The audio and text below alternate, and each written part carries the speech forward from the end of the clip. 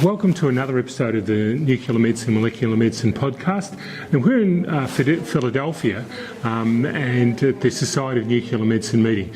And I'm speaking to Dr. Kulkarni from Bad Berka, and we've spoken about some of the great work with Theranostics in neuroendocrine tumours from Bad Berka, and some of the revolutionary work that started there and is now spread around the world and at last has got to the US. But this time we're going to talk a bit about prostate cancer and some of the things that you're doing with the therapies now. There's been some wide-read work. So first, if you could tell us a little about your background, where you're from. So my name is Kulkarni. I'm a senior consultant nuclear medicine physician working at Bad Berka since 8 years now. Originally I come from India, so I completed my training and then I came to Bad Berka. First I joined as a clinical research associate, and then I joined Professor Baum and his medical team. Right. So tell us a little bit about what you're presenting at this meeting. So what I'm basically presenting at this meeting is that we have already performed a lot of lutetium PSMA radioligand treatments for prostate cancer, and what I'm presenting is that how an early initiation of this treatment could potentially benefit the patients and prolong the life of the patients.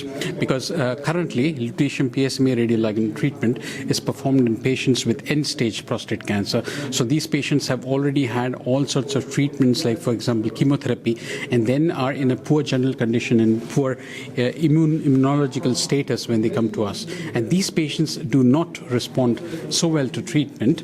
On the other hand, when the patients come at an earlier stage, possibly before chemotherapy, and of course we have proven that their tumors have reasonable PSMA receptors on their tumors, we can treat those patients at an earlier stage, and these patients demonstrate a very good response and survival benefit. Right. Yeah. Well, we know that the therapy works in people that really have been the treatments proved futile. The conventional treatments proved futile. It makes sense to do it earlier. It makes sense, in fact, to probably replace the conventional treatment. Absolutely. I mean, a lot of retrospective studies from Germany and also from a few other centers, and recently we had one study from Australia from Professor Michael Hoffman, which was published in the Lancet Oncology, that also proved that the patients who have already received these futile treatments also respond well to lutetium radioligand treatment. So our question is actually, why not earlier?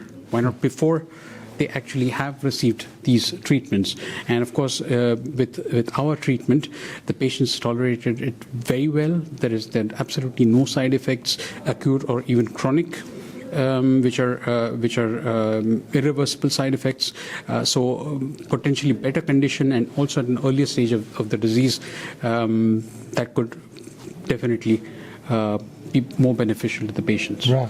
So chemotherapy can be very unpleasant. It can produce lots of symptoms, and of course people can have the side effects. Some of those side effects can be dangerous and even fatal to patients, can't they? Yeah, absolutely. Yeah. So with chemotherapy, it is, everyone knows. If a patient has had chemotherapy, he actually knows. I mean, the patients also tell us this, and then before we actually initiate the treatment, they are quite apprehensive, right, because they think this is similar to chemotherapy, but we have to just assure them. But it's a very easy process. Once they just get to know, then is everything fine. Right.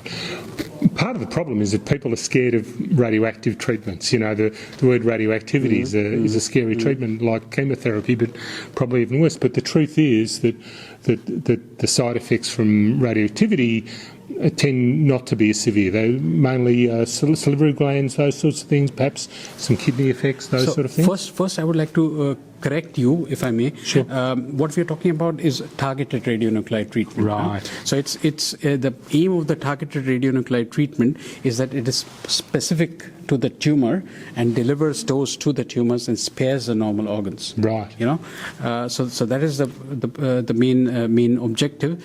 And coming back to the dryness of mouth, We have done more than 270 patients. We performed this treatment in more than 270 patients and more than 800 cycles. We have not seen with lutetium PSMA a significant salivary gland toxicity. So it's got a very, very specific targeting. Yeah, it has a specific targeting, and the apprehension with salivary gland toxicity is more with the alpha emitters like actinium-225 PSMA. Right. So we are talking about, I mean, what I'm presenting also at this conference is basically about lutetium-177 PSMA. Right. So, and that's increasingly become available widespread now. So, it started in Germany, Australia, India have had that treatment for quite a long time, and it's now available in the US, is it?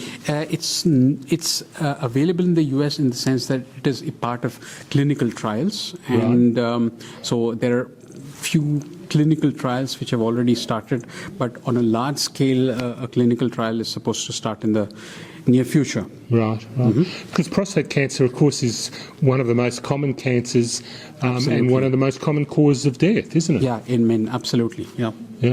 So this is really important. I mean, a lot of the theranostic applications that have occurred previously, like a neuroendocrine tumours or the original one, which of course is thyroid cancer, are fairly rare cancers, but prostate is a common cancer. Is a very common cancer, and that's the reason probably, and also because we have learned from the lessons of neuroendocrine tumours. I mean, the treatment has been available since 1997 or the late 90s, and it's only after 20 years that we had the first phase 3 randomized controlled trial, and now in January of 2017, it was approved by the FDA.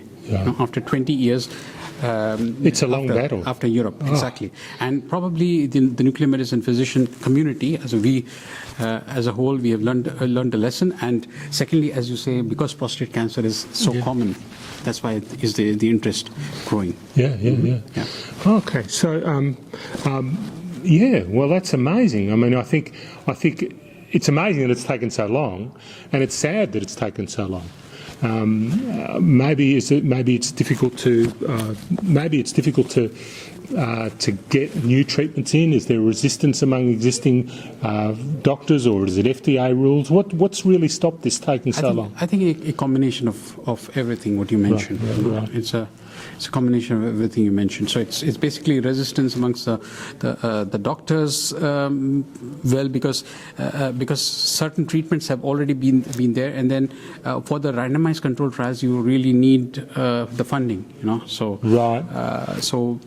it's just that we need support. Probably it's the nuclear medicine physician community itself is not very large, but we need the interest of the oncologist.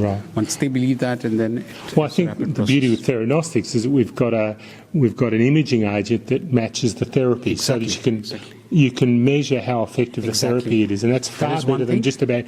You can't do that with chemotherapy. Absolutely. Really. So in this treatment or targeted radionuclide treatment, we are actually seeing what we are treating. Yes. And we are treating what we are seeing. So it works both ways. Yes. And whereas chemotherapy, you just give the chemotherapy and then you don't know. And targeted radionuclide therapy is also personalized as a part of personalized medicine. So you can actually cater the dose or the radioactivity to be administered and how many cycles, etc., depending on the patient's status as well as the disease of the patient.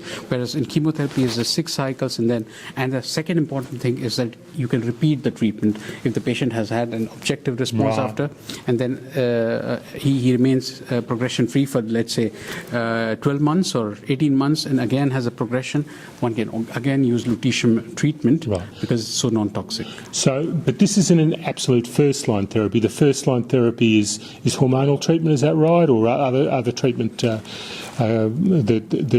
That's usually done first before you would do the lutetium therapy. I mean, how it actually works is the patients usually undergo a definitive treatment, which is surgery or radiotherapy of the prostate, and then obviously the PSA level goes down. Sometimes to undetectable range, and then it remains so for a few years, few months or few years, depending on the Gleason score or how aggressive the cancer is. And after some years, the PSA starts to rise up, and that's what is called as biochemical recurrence. Right. So we know that the tumor cell is coming up somewhere, and then typically the patient is started on hormone treatment. Right. And under hormone treatment, if the patient's when the testosterone is suppressed, and in spite of that, the disease, the PSA, is progressing, then we say it is castration resistant. Right. And of course, you know from imaging modalities if it is metastatic. So you have metastatic castration-resistant prostate cancer. Right. And so that's the point you bring in the therapy. So here you've made, that's the point we want to bring in the treatment. That's right. No? Whereas on the other hand, the classical rule would be that the patients would be getting chemotherapy in the worst Right. case. Of course, they're rather expensive, but still the newer anti-hormone drugs like Right. abiraterone and enzalutamide, which are then also started.